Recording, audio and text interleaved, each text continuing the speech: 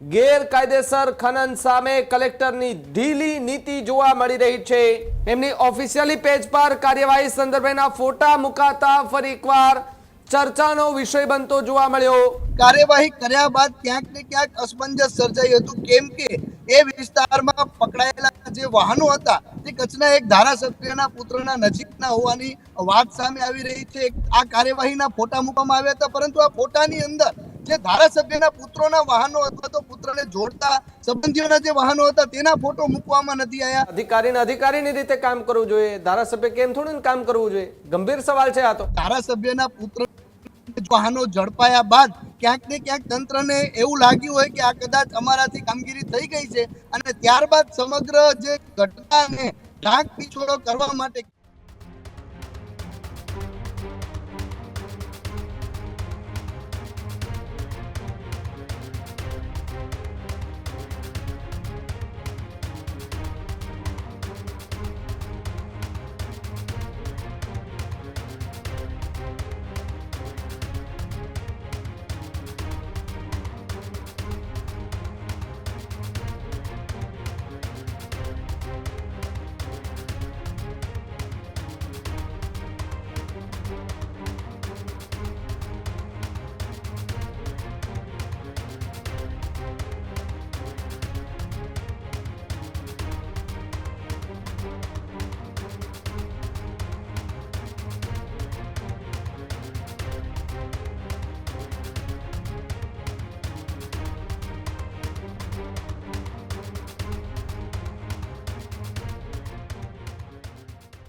તંત્રની આરંભે સુરા જેવી સ્થિતિ સર્જાઈ ચૂકી છે।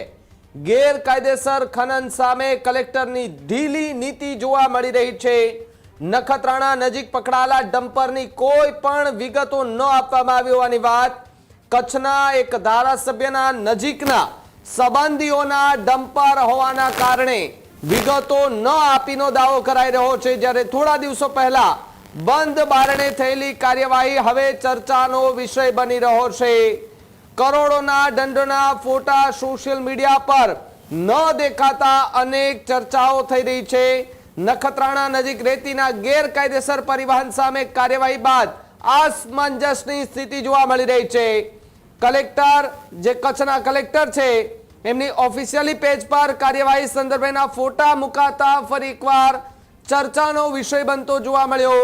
કલેક્ટર દ્વારા માત્ર અન્ય વાહનોના ફોટો સોશિયલ મીડિયા પર મૂકતા અસમંજસની સ્થિતિ અત્યારે જોવા મળી રહી છે। એટલે કે હવે અહીંયા સવાલ એ થઈ રહ્યો છે કે જે જાણીતા છે એમના ઉપર કોઈ કાર્યવાહી નહીં કરવાની અથવા તો તેમની સામે કોઈ પણ જાતના પગલાં નહીં ભરવાના, એ પણ એક સવાલ અહીંયા ગંભીર રીતે ઉભો થતો જોવા મળી રહ્યો છે। ત્યારે કચ્છના તંત્રની આરંભે સુરા જેવી સ્થિતિ અત્યારે જોવા મળી રહી છે।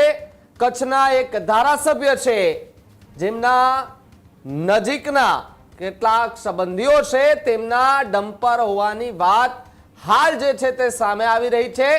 ગેરકાયદેસર ખનન સામે કલેક્ટરની ઢીલી નીતિ હવે ખુલ્લી પડી ગઈ છે। કચ્છથી મારા સંવાદદાતા ભરત જોડાયા છે। ભરત, જે રીતે આખી ઘટના એ સામે આવી છે, સોશિયલ મીડિયા પર ફોટા વાયરલ થઈ રહ્યા છે, કચ્છના કલેક્ટરની ઢીલી નીતિને લઈને હવે સવાલો જે છે તે ઉભા થતા જોવા મળી રહ્યા છે। શું વધુ વિગતો હાલ પ્રાપ્ત થઈ રહી છે? ભાવિક, ખાસ કરીને આપણે જણાવી દઉં કે સરહદી કચ્છ જિલ્લો જે ખનિજ સભર વિસ્તાર છે, અનેકવિધ પ્રકારની કચ્છની અંદર મળી આવતું હોય છે। તે મળી આવવાની સાથે ખનિજ માફિયાઓ પણ કચ્છમાં બનતા હોય છે, બે રીતે ખનિજનું ખનન કરતા જોવા મળતા હોય છે। ત્યારે કચ્છ ખાણ ખનિજ વિભાગ હોય, ફ્લાઇંગ સ્કોડ હોય કે તંત્રની જે અલગ અલગ વિવિધ ટીમો હોય, પોલીસ દ્વારા આ વારંવાર ક્યાંક ને ક્યાંક આજે વિગતો પણ સામે આવતી હોય છે, અનેકવિધ કેસ કરવામાં આવી છે। પરંતુ એક કેસ એ ખૂબ જ લોકોને આ ચર્ચાનું કેન્દ્ર બન્યું છે કે કચ્છનું તંત્ર એટલે કે નખત્રાણા પ્રાંત અધિકારી, મામલતદાર સહિતના અધિકારીઓએ નખત્રાણા નજીક રેતીના ગેરકાયદે પરિવહન સંદર્ભે કાર્યવાહી કરી હતી। કાર્યવાહી કર્યા બાદ ક્યાંક ને ક્યાંક અસમંજસ સર્જાઈ હતું, કેમ કે એ વિસ્તારમાં પકડાયેલા જે વાહનો હતા તે કચ્છના એક ધારાસભ્યના પુત્રના નજીકના હોવાની વાત સામે આવી રહી છે। એક તબક્કે સમગ્ર કાર્યવાહીને લઈને ચર્ચા કચ્છમાં જોરશોરથી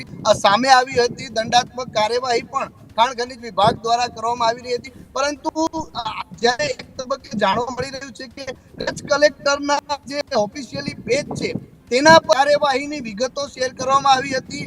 સીએમઓ સહિત હર્ષ સંઘવી સહિત અન્ય જે વિભાગો છે તેમને ટેગ કરીને આ કાર્યવાહીના ફોટા મૂકવામાં આવ્યા હતા. પરંતુ આ ફોટાની અંદર જે ધારાસભ્યના પુત્રોના વાહનો અથવા તો પુત્રને જોડતા સંબંધીઓના જે વાહનો હતા તેના ફોટો મૂકવામાં નથી આવ્યા. એટલે કે તંત્ર દ્વારા કાર્યવાહી કરાઈ, પરંતુ કાર્યવાહી બાદ જે રીતે ક્યાંક ને ક્યાંક ઢાક પીછોડો કરવામાં આવ્યો હોય તે પ્રકારના દ્રશ્યો અહીં સામે આવી રહ્યા છે. એટલે પ્રશ્નો અનેક ઉપસ્થિત થઈ રહ્યા છે કે કાર્યવાહી કરાઈ ગઈ છે, ત્યારબાદ જે રીતે ધારાસભ્યને જોડતી આ સમગ્ર કાર્યવાહી બાદ ક્યાંક ને ક્યાંક સરકાર અને સત્તા પક્ષનું ખરાબ લાગ્યું હોય તેને લઈને તંત્ર દ્વારા ઢીલી નીતિ રહી હોય તેવી પણ ચર્ચા હાલ જોવા મળી રહી છે. જી ભાવી. તો ભરતસિંહ, આપણે એવું પણ માની શકીએ કે ધારાસભ્ય કેવી રીતે અધિકારીઓ ત્યાં કામ કરે છે, અધિકારીની રીતે કામ કરવું જોઈએ, ધારાસભ્ય કેમ થોડું કામ કરવું જોઈએ? ગંભીર સવાલ છે આ તો. ભાવિક, મૂળ વસ્તુ એ છે કે જ્યારે તંત્ર દ્વારા કાર્યવાહી કરવામાં આવી ત્યારે જે વાહનો પકડવામાં આવ્યા હતા કદાચ એવું પણ બની શકે કે ધારાસભ્યના પુત્ર વાહનો ઝડપાયા બાદ ક્યાંક ને ક્યાંક તંત્રને એવું લાગ્યું હોય કે આ કદાચ અમારાથી કામગીરી થઈ ગઈ છે અને ત્યારબાદ સમગ્ર જે ઘટનાને ઢાંક પીછોડો કરવા માટે, કેમ કે આજ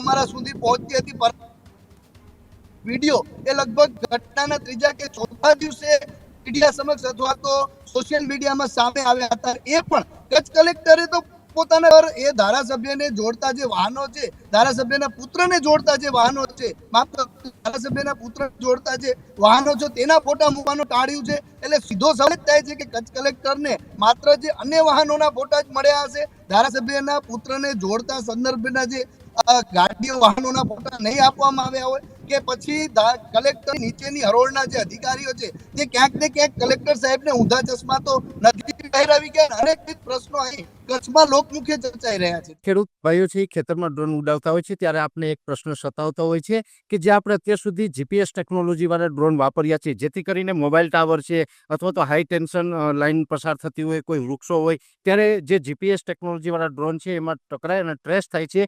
પણ એગ્રીઓન લાવ્યું છે જીએનએસએસ ટેકનોલોજી ડ્રોન, જેથી કરીને એ ડ્રોન છે એ કોઈ જગ્યાએ ટકરાય નહીં, પોતાની રીતે જ ડિસિઝન લે છે ને મૂવ થઈ જાય છે, જેથી કરીને જીએનએસએસ ટેકનોલોજી ડ્રોન છે એ વાપરવાનો આગ્રહ રાખો. અત્યારે જ ન્યૂઝરૂમ ગુજરાતની યુટ્યુબ ચેનલને સબસ્ક્રાઇબ કરો અને ઇન્સ્ટાગ્રામ અને ફેસબુક પર ફોલો કરો. અપડેટ રહો, સત્યની સાથે રહો.